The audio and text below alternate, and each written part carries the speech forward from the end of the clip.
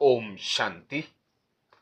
14 मार्च 2025 सभी भाई बहनों को होली की हार्दिक हार्दिक शुभकामनाएं।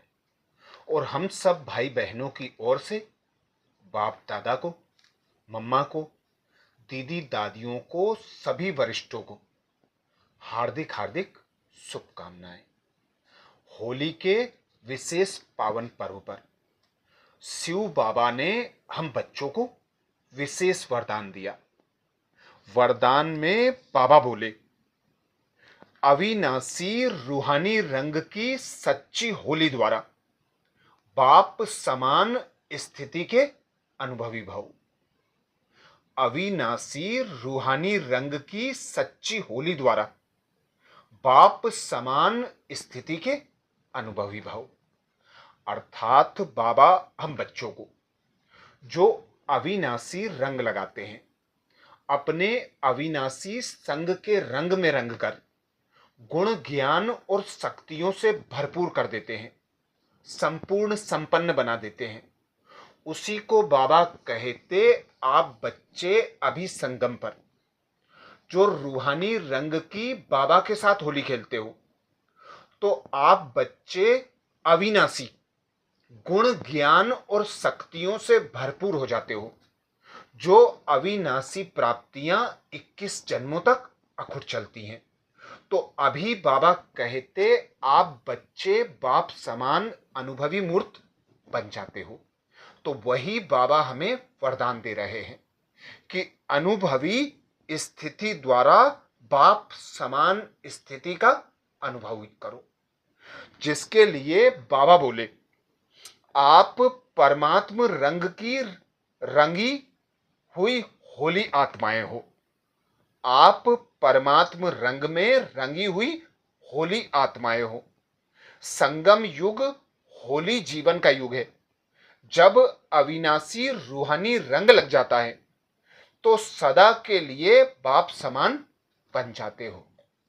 अर्थात हमारा बाबा गुणों का सागर, शक्तियों का सागर, ज्ञान का सागर है।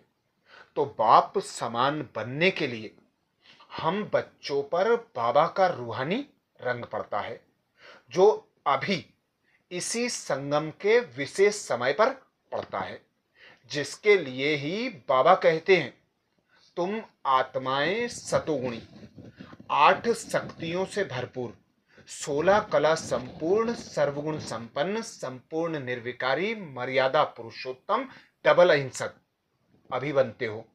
और यही अभी जो आप बच्चे पुरुषार्थ करते हो, इसकी प्रारब्ध आपको 21 जन्मों तक अविनाशी चलेगी। तो आगे बाबा कहते, तो आपकी होली है संग के रंग द्वारा बाप समान बनना। ऐसा पक्का रंग हो जो औरों को भी समान बना दो। हर आत्मा पर अविनाशी ज्ञान का रंग, याद का रंग, अनेक शक्तियों का रंग, गुणों का रंग, श्रेष्ठ वृत्ति, दृष्टि, शुभ भावना, शुभ कामना का रूहानी रंग चढ़ाओ। बाबा ने हमें संगम युग पर अपना बनाया, जिसके लिए ही बाबा कहते आप बच्चे पहले होली जलाते हो। होली जलाना अर्थात स्वयं के पुराने स्वभाव संस्कारों को भस्म करते हो, जला देते हो, पवित्र बनते हो और बाबा के बनकर बाबा का रूहानी रंग लग जाता है। जब हम पवित्र बनते हैं, ब्राह्मण जीवन में आते हैं, तो स्वयं भगवान पिता निराकार परमात्मा हमें अविनाशी रंगों द्वारा रंगते हैं। वे अविनाशी रंग ही हैं गुण ज्ञान और शक्तियां। हमें ऐसा आत्मिक स्वरूप में स्थित कर देते हैं जो हमारी दृष्टि वृत्ति सब रूहानी हो जाती है। हम हर आत्मा के प्रति शुभ भावना, शुभ कामना रखने लगते हैं। हर एक का कल्याण करने वाली कल्याणकारी आत्मा बन जाते हैं। तो अभी संगम का विशेष समय है। इसी समय में अविनाशी पिता द्वारा हम आत्माओं पर अविनाशी रंग चढ़ता है, जिसके लिए बाबा हमें होली का यथार्थ अर्थ बताते हैं कि होली आप पहले जलाते हो। जलाना अर्थात अपने अंदर के पुराने स्वभाव संस्कारों को भस्म करना, 5 विकारों को भस्म करना, पवित्र बनकर बाबा का बन जाना। और फिर बाबा जो हमें ज्ञान का रंग लगाते हैं, जो ज्ञान के गुह्य रहस्य बताते हैं, जो गुण और शक्तियों से सजाते हैं, उन्हें अपने स्वरूप द्वारा प्रत्यक्ष करो, उनका यूज करो, उनके अनुभवी मूर्त बनो। जितना जितना उनका यूज करेंगे, उनके अनुभवी मूर्त बनेंगे, तो बाप समान स्थिति का अनुभव स्वतः और सहज होगा।